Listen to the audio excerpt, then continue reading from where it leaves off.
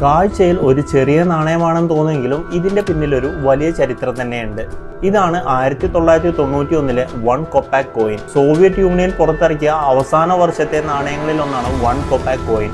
ഇനി ഇതിന്റെ പിൻവശത്തായിട്ട് നമുക്കൊരു അരിവാളിന്റെയും ചുറ്റികയുടെയും ഡിസൈൻ കാണാൻ കഴിയും. അത് സൂചിപ്പിക്കുന്നത് കർഷകരുടെയും തൊഴിലാളികളുടെയും ഐക്യത്തെയാണ്.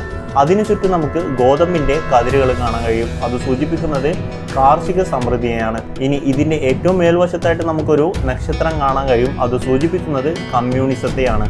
ഇനി ഇതിന്റെ ഏറ്റവും താഴ്ഭാഗത്തായിട്ട് നമുക്കൊരു CCCP എന്ന് കാണാൻ കഴിയും. അതിനർത്ഥം union of Soviet socialist republic എന്നാണ്. ഇനി ഈ ഒരു നാണയത്തിന്റെ വലുപ്പത്തെ കുറിച്ച് പറയുമ്പോൾ നമ്മളുടെ 25 പൈസ കോയിനേക്കാളും വളരെ ചെറുതാണ് ഈ ഒരു നാണയം. ഇനി 1991 സോവിയറ്റ് യൂണിയൻ പിരിഞ്ഞു പോയതിനാൽ ഇതായിരുന്നു ചരിത്രത്തിലെ അവസാനത്തെ USSR കോയിൻ. അവസാനമായിട്ട് നിങ്ങളോടൊരു ചോദ്യം, കൊപ്പാക് എന്ന് പറയുന്നത് ഏത് നാണയത്തിന്റെ യൂണിറ്റ് ആണെന്ന് നിങ്ങൾക്ക് അറിയാമോ? അറിയുമെങ്കിൽ ജസ്റ്റ് ഒന്ന് കമന്റിലേക്ക്. അപ്പോൾ ഇതുപോലത്തെ ഇൻട്രസ്റ്റിംഗ് ആയ വീഡിയോസിന് ജസ്റ്റ് ഒന്ന് ഫോളോ ചെയ്താൽ മതി. അടുത്തൊരു ഇൻട്രസ്റ്റിംഗ് വീഡിയോ ആയിട്ട് കാണുന്നത് വരെ.